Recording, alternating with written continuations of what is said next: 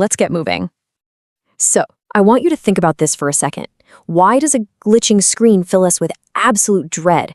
Have you ever just stared at a completely frozen monitor or a terribly distorted video file and felt this sudden, completely unexplainable sense of unease?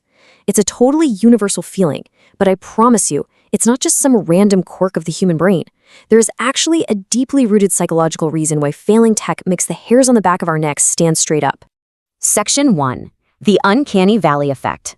Okay, so you've probably heard of the uncanny valley, right? It's that unsettling feeling we get from robots or digital characters that look almost human, but not quite perfectly human. Originally proposed by Masahiro Mori, this whole concept traditionally focused on humanoid figures. Basically, if a robot looks like a clunky machine, we're totally cool with it. If it looks exactly flawlessly human, we're fine too. But when it falls right into that valley, in between, where it's so close to being human but something is just slightly off, it triggers this innate sense of unfamiliarity and, honestly, revulsion. But here's where the whole thing gets super interesting.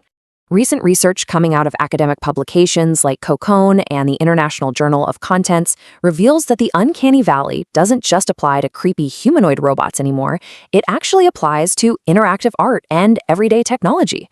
Researchers found that when a digital installation or a piece of interactive tech behaves unexpectedly or totally out of our control, it causes this psychological reaction called defamiliarization.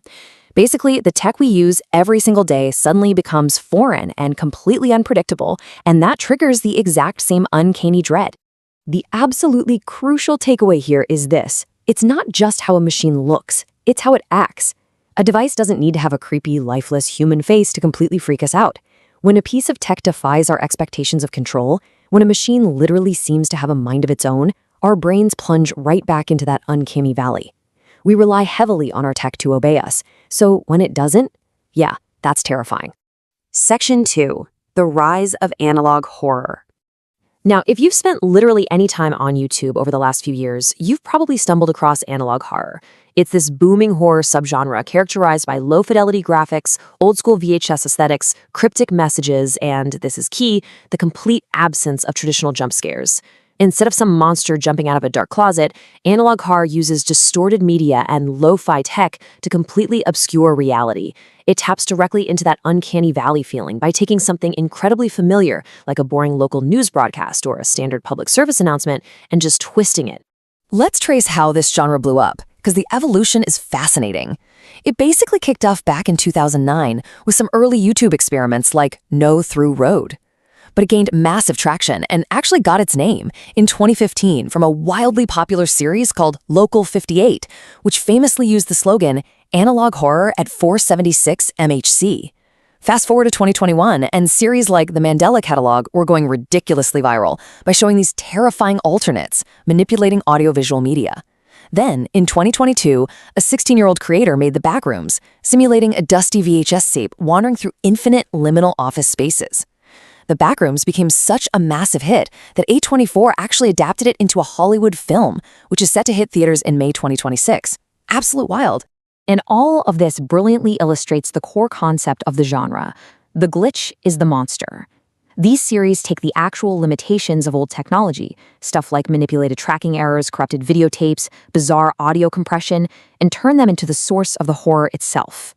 The medium is fundamentally broken, and because the medium is broken, we feel deeply psychologically unsafe. Section 3. Real-world tech glitches. So let's bring this back to reality. Have you ever checked your phone and seen a ghost on your home security camera? Think about it. You wake up, you casually check your smart home app, and boom, you see a strange glowing orb floating across your living room in the dead of night, or maybe a shadowy figure standing right in your driveway. It happens all the time, and it instantly spikes your adrenaline. No way around it. Well, let's demystify this right now. Major security camera manufacturers like Eufy have extensively documented the totally mundane, real-world causes behind these paranormal events. That terrifying motion blur, it's literally just a slow shutter speed struggling to capture a fast-moving object. Creepy overlapping images, that's just low light sensor struggles. Floating orbs, simple lens reflections from nearby light sources. And those shadowy figures lurking in the corner of your screen? Well, congratulations, you've just been jump scared by a spider web hanging on your camera lens. It's such a fascinating contrast when you think about it. Fictional horror tells us that monsters are intentionally manipulating our audiovisual media to hide from us.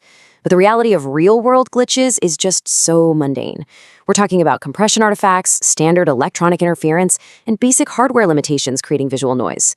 Our brains, already primed by that uncanny valley effect, desperately try to find a face or a real threat in that static noise. But 9 times out of 10, it's just a struggling piece of hardware. Section 4. Compromised devices and data. Now, when we dive into actual cybersecurity forums, we see genuine, real-world panic from users dealing with unexplainable anomalies. These are real examples from people begging for help online.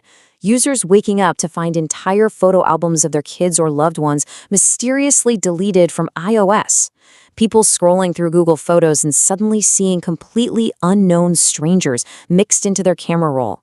Users getting pinged with suspicious active sessions on their Apple ID, or finding completely unrecognized connected devices quietly tied to their accounts. When stuff like this happens, it truly feels like some malicious entity has possessed your phone. But here is the deeply unsettling truth. The ghosts in your phone are just unauthorized users.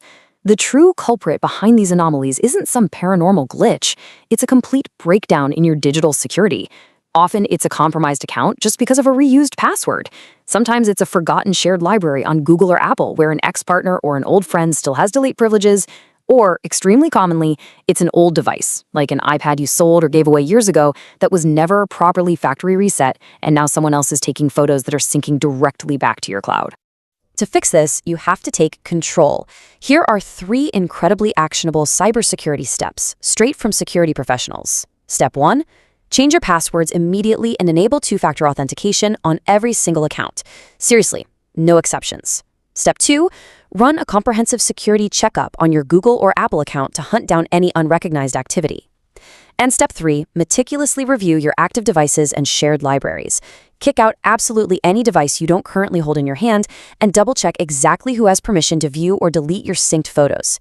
Lock down your digital life, and I promise you, those ghosts are going to disappear. As we wrap up this explainer, I really want to leave you with this final thought. The scariest tech isn't haunted. It's just out of our control. The absolute root of our dread, whether we're watching analog horror or freaking out over a glitchy security camera, is the sudden realization that we are no longer in the driver's seat. So take the wheel back, secure your accounts, update your devices. But before you go to sleep tonight, ask yourself, are you absolutely sure you're the only one controlling your digital life right now?